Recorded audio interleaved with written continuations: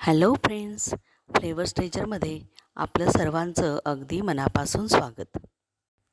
आज आपण अगदी झटपट नारळी भात कसा करायचा ते बघणार आहोत. आपल्याला आपल्या कामासोबत घरच्या रीती परंपरासुद्धा आपल्याला सांभाळायच्या असतात. कारण आपण जर नाही केलं तर आपली मुलं तरी काय शिकणार.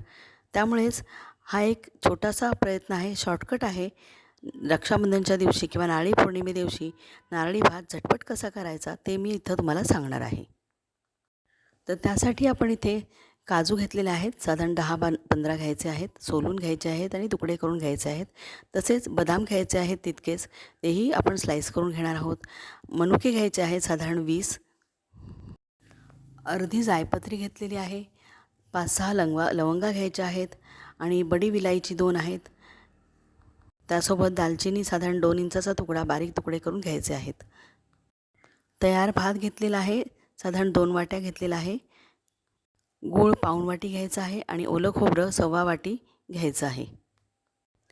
2 चमचे तूप एका पॅनमध्ये गरम करून घेतलेलं आहे आणि त्याच्यामध्ये ओळीने लवंग, जायपत्री, दालचिनी आणि बडी वेलची हे घालून व्यवस्थित परतून घ्यायचं आहे. त्यानंतर त्याच्यामध्ये सगळा सुकामेवा जो घेतलेला आहे म्हणजे काजू, बदाम आणि मनुके हे सर्व त्यामध्ये घालायचं आहे आणि व्यवस्थित परतून घ्यायचं आहे.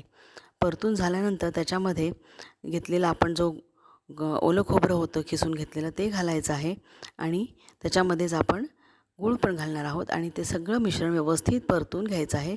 गूळ थोडासा वितळायला हवा इतक्या प्रमाणात ते आपण परतून घ्यायचं आहे. परतत असताना आपला सुकामेवा जळणार नाही याची आपण काळजी घ्यायची आहे. त्यामुळे अगदी मंद आचेवरती ही सर्व प्रोसेस करायची आहे.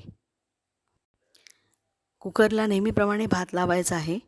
आपण नेहमी मीठ घालून ज्याप्रमाणे भात करतो तशाच पद्धतीनं भात करून घ्यायचा आहे आणि त्यातला साधारण 2 वाटी भात इथे वापरलेला आहे. हे मिश्रण साधारण 4 माणसांसाठी एक वेळचा नारळी भात याच्यामध्ये प्रत्येकाला होऊ शकतो अशा प्रमाणे हे घेतलेलं आहे. तुम्हाला हवं तर त्यामध्ये तुम्ही कमी जास्ती प्रमाण करू शकता.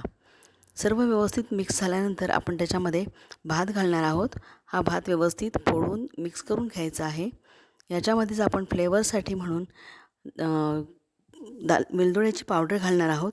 वेलदोड्याची पावडर घालायची नसेल तर तुम्ही नटमेग म्हणजे जायफळाची पावडरसुद्धा यामध्ये घालू शकता, तोसुद्धा स्वाद चांगला लागतो. आता हे सर्व व्यवस्थित पुन्हा एकदा मिक्स करून घ्यायचं आहे आणि थोडा वेळ तसंच वाफेवरती ठेवायचं आहे, जेणेकरून गुळाचं सर्व पाणी यामध्ये ॲब्सॉर्ब होईल आणि सर्व त्याचा मसाल्याचा सुगंधसुद्धा त्या भातामध्ये मिक्स होईल आणि सर्वात शेवटी ही अशी डिश सर्व करायची आहे.